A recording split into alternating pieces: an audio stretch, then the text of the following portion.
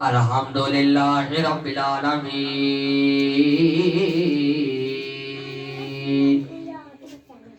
والصلاة والسلام علی سید الانبیاء والمرسلین اما بعد فاعوذ باللہ من الشیطان الرجیم بسم اللہ الرحمن الرحیم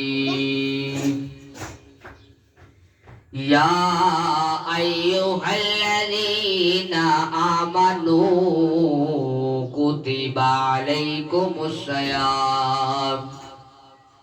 علیکم الصیام وکتب علی الذین من قبلکم لعلکم تتقون آمنت باللہ صدق اللہ العظیم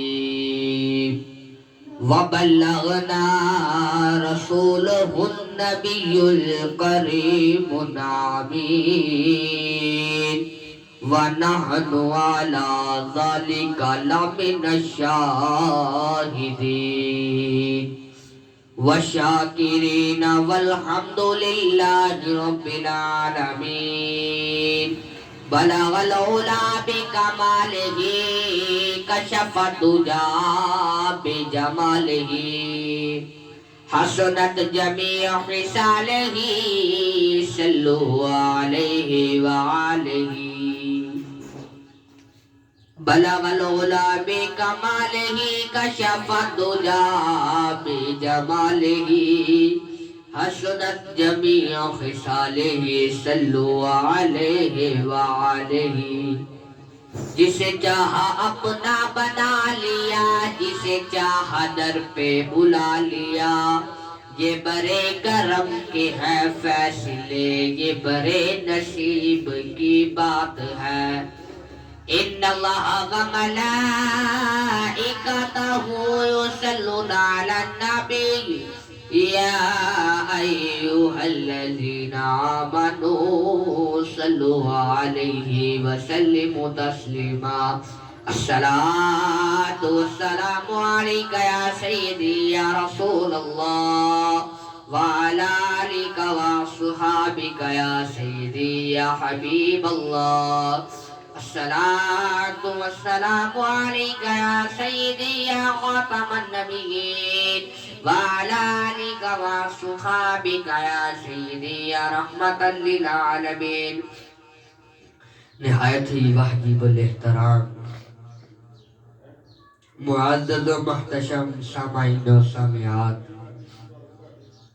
میں نے آپ سب کے سامنے قرآن مجید فرقان حمید سے آیت مقدسہ تلاوت کرنے کا شرف حاصل کیا اللہ رب العالمین سے دعا ہے کہ اللہ رب العالمین ایک عاصی و گناہگار دین کے ادنا سے طالب علم کی زبان پر کلمہ حق جاری فرمائے اور حضور نبی مکرم نور مجسم شاہ بنی آدم شافع روز جزا امام الانبیاء محبوب کبریا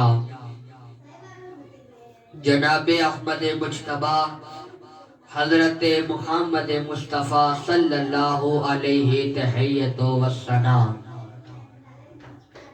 کی بارگاہ اقدس میں ہدیہ درود عرض کرنے کے بعد اللہ رب العالمین کا بے حد شکر ہے کہ اللہ رب العالمین نے ہمیں حضور نبی کریم علیہ السلام کا امتی بننے کی توفیق عطا فرمائی ماشاءاللہ سبحان اللہ اللہ تعالیٰ کے پاک مہینے برکت والے مہینے کی آمد ہے اللہ تعالیٰ نے ایک سال کے اندر 4 موسم بنائے ہیں جن میں سے ایک موسم بہار کا ہے. اسی طرح اللہ تبارک و تعالی نے موسموں کے اندر بھی موسم بنائے ہیں، جس میں سے جو ایک موسم ہے اس کا نام ہے رمضان المبارکہ کی بہاریں. رمضان المبارکہ کی بہاروں کا موسم صرف چند دن رہ گئے ہیں، اس کے بعد رمضان کی آمد ہے. اب رمضان کی بہاروں کا موسم کیا مطلب ہے اس کا مطلب ہے کہ رمضان کے اندر ہر انسان عبادت کے اندر مبتلا ہوتا ہے. ہر انسان عبادت میں مبتلا ہوتا ہے، نمازیں پڑھ رہا ہوتا ہے، تراویحوں کا اہتمام کرتا ہے، روزوں کی تیاری کرتا ہے، روزے رکھتا ہے. اس سے کہتے ہیں رمضان کی بہاریں.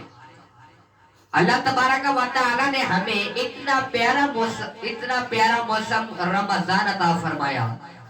اب اللہ فرماتا ہے جو انسان رمضان کے اندر میری عبادت کرتا ہے، جو انسان رمضان کے اندر کسی انسان کا روزہ افطار کرواتا ہے، میں اسے جنت کے اندر ایسا محل عطا فرماؤں گا کہ اسے دنیا کے اندر سوچ تک نہیں ہوگی. حضور نبی کریم علیہ الصلوۃ والسلام آپ چند مجمع کے اندر بیٹھے ہیں اور بات ارشاد فرما رہے ہیں. چند لوگ بھی آپ کے سامنے بیٹھے ہیں. آپ فرماتے ہیں اے ایمان والو اگر تم روزہ نہیں رکھ سکتے تو کسی کو روزہ افطار کرواؤ، تمہیں اتنا ہی ثواب ملے گا جتنا روزہ رکھنے کے برابر ثواب ہے. حضور نبی کریم علیہ الصلوۃ والسلام سے لوگوں نے عرض کی یا رسول اللہ صلی اللہ علیہ وسلم، کیسے اگر ہمارے پاس روزہ افطار کرنے کے لیے کوئی پیسے نہ ہو تو ہم کیسے اس شخص کو افطار کروائیں؟ حضور نے فرمایا اگر تم ایک کھجور اور ایک پانی کے گلاس سے تم روزہ افطار کرواؤ گے تو اللہ تعالیٰ تمہیں اتنا اجر عطا فرمائے جتنا روزہ رکھنے کے برابر اجر ہوتا ہے. اللہ اکبر. حضور نبی کریم علیہ الصلوۃ والسلام نے لوگوں کے مجمع کے اندر بیٹھ کے فرمایا کہ اگر تم کسی انسان کا روزہ افطار کرواتے ہو تو تمہیں اتنا ہی ثواب ملے گا جتنا روزہ رکھنے کے برابر ثواب ہوتا ہے. حضور نبی کریم علیہ الصلوۃ والسلام نے ارشاد فرمایا کہ جو انسان رمضان کے اندر نیکیاں کرتا ہے، چاہے چھوٹی نیکی ہو چاہے بڑی نیکی ہو. ہم لوگ کہتے ہیں اگر چھوٹی نیکی آتی ہے ہم کہتے ہیں کہ اگر ہم اس کو نہیں بھی کریں گے ثواب تو تھوڑا ہی ملے گا، چلو ہم کوئی بڑی نیکی کر لیتے ہیں. چھوٹی نیکی سے مراد کوئی چھوٹی سی چونٹی زمین پر چل رہی ہے، ہم سائڈ پہ ہو کے چلے، اس کے اوپر پاؤں نہ دیں. چھوٹی نیکی سے مراد کسی کو پانی پلائے، چھوٹی نیکی سے مراد کسی کو پانی پلا دے. سڑک کے اوپر کوئی پتھر ہے اس کو ہٹا دے. کوئی انسان ہم سے رستہ پوچھنے آیا ہے، ہم اس کو رستہ بتانے سے نیکیاں کہا جاتا ہے. اور ہم لوگ کہتے ہیں کہ چھوٹی چھوٹی نہیں بھی کریں گے تو کوئی مسئلہ ہی نہیں. اللہ کے چھوٹی نیکیوں کا بڑا ہی اجر ہے. اللہ تبارک و تعالی نے فرمایا جو انسان چھوٹی نیکی کرتا ہے اس کا ثواب بھی اتنا ہی ہے جتنی بڑی نیکی کرنے کا ثواب ہے. ایک شخص نیکار تھا، نیکیاں کرتا تھا دنیا کے اندر، اور ایک شخص گناہگار تھا. لیکن جب وہ دنیا سے گیا تو کیا ہوا، جو انسان نیکیاں کرتا تھا وہ جہنم میں چلا گیا اور جو گناہگار شخص تھا وہ جنت کے اندر چلا گیا. اب ماجرا کیا ہوا؟ جب اللہ تبارک و تعالی نے ایک ترازو کے اوپر اس نیکی کرنے والے کے انسان کے جب پنرے کے اندر ایک طرف برائیاں رکھی اور ایک طرف نیکیاں رکھی تو جو نیکیوں کا وزن تھا وہ کم ہو گیا اور برائیوں کا وزن زیادہ ہو گیا. شخص اللہ سے فرمان لگا اے اللہ کیا ہوا، میں تو دنیا کے اندر نیکیاں کرتا تھا، تیری عبادت کرتا تھا، اور آج میری نیکیاں کم ہو گئی ہیں. اللہ تبارک و تعالی نے فرمایا انسان تمہیں پتہ نہیں ہے کہ جب تم راستے کے اندر جا رہے تھے تو تمہارے پاؤں کے نیچے چونٹی آ گئی تھی. اس کے اوپر تم نے پاؤ دے دیا تھا، اسے مسل دیا تھا اور اس کی جان نکل گئی. اسی گناہ کے برکت سے تمہاری ساری نیکیاں ضائع چلی گئی اور تمہارے لیے جہنم کا فیصلہ ہوا. اور جو گناہگار شخص تھا، اب جب اللہ تعالیٰ نے اس کے پلڑے کے اوپر نیکیاں رکھی اور برائیاں ایک طرف رکھی تو نیکیوں کا بدل زیادہ ہو گیا. وہ شخص کہنے لگا ہے اللہ کیا ماجرا ہوا؟ میں تو دنیا کے اندر شراب پیتا تھا، نشے کرتا تھا، میں تو دنیا کے اندر تیری عبادت تک نہ کرتا تھا، پھر تو نے مجھے کیسے جنت کے لیے فیصلہ سنا دیا؟ اللہ فرماتا ہے تو دنیا کے اندر میرے محبوب کے نام پر خوشبو لگائی تھی اور اسے زمین سے اٹھا کر کسی اونچی جگہ پر رکھ دیا تھا، اس نیکی کی برکت سے میں تیرے لیے جنت کا فیصلہ کروں. چھوٹی چھوٹی نیکیوں کا بڑا اجر ہے. کیا پتا ہم آج چھوٹی نیکی کر رہے ہیں، اس چھوٹی نیکی کی وجہ سے ہم جنت کے اندر چلے جائیں. ایک بزرگ ہے حضرت بشر حامی رحمت اللہ تعالیٰ علیہ، بڑے ہی نیک بزرگ ہیں، اچھے انسان ہیں، لیکن وہ پہلے کافر تھے، نشے کے عادی تھے اور وہ نشے کی عادی کی وجہ سے وہ اللہ کے نیک ولی بھی بن گئے. یہ کیسا ماجرا ہے؟ اب ماجرا ایسا ہے کہ حضرت بشر حامی رحمت اللہ تعالیٰ علیہ آپ ایک دن نشے کی حالت میں تھے. نشے میں کیا؟ شراب کے نشے میں تھے کہ آپ ایک رستے کے آگے سے گزرے تو ادھر کچرا ہی کچرا. ادھر آپ نے دیکھا کہ نعوذ باللہ من ذالک اللہ تبارک و تعالی کا نام کچرے کے ڈھیر کے نیچے پڑا ہوا. آپ نے کیا کیا؟ اللہ تبارک و تعالی کے نام کو فوری اٹھایا، اس کو اچھی طرح صاف کیا، اس پہ خوشبو لگا دی، خوشبو لگا دی اور اسے کسی اونچی جگہ پر رکھ دی. اب اس بات کی وجہ سے اللہ تعالیٰ بہت خوش ہوئے. اللہ تعالیٰ نے کیا کیا کہ اس شخص نے میرے نام کو چوما، میرے نام پر خوشبو لگائی، اب میں اس کا اجر اس سے اچھا عطا فرماؤں گا. تو جب وہ شخص گھر گیا اور شراب پی کر سو گیا، تھوڑی دیر بعد آپ کا دستک دروازہ پر کھٹکھٹاہٹ ہوئی. آپ نے پوچھا کون؟ کہا میں پیغام لے کر آیا ہوں.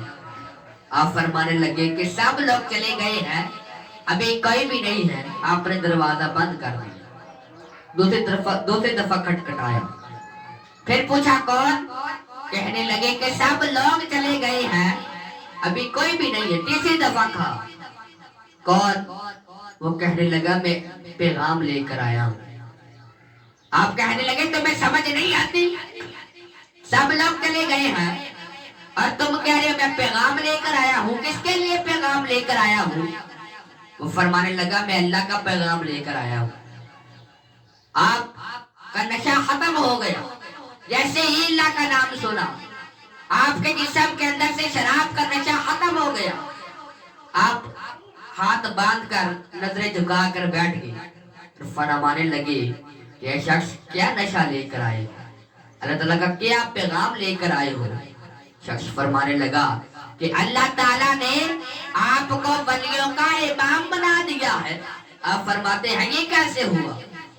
وہ فرمانے لگا کہ ایک دن آپ نے اللہ کے نام کو چوما تھا، اس پر خوشبو لگائی تھی، اس پر خوشبو لگائی تھی اور اسے اونچی جگہ پر رکھا تھا. اللہ تعالیٰ نے اس کی برکت سے آپ کو ولیوں کا امام بنا دیا ہے. اللہ تعالیٰ عمل کی توفیق عطا فرمائے. وآخر دعوانا ان الحمدللہ رب العالمین.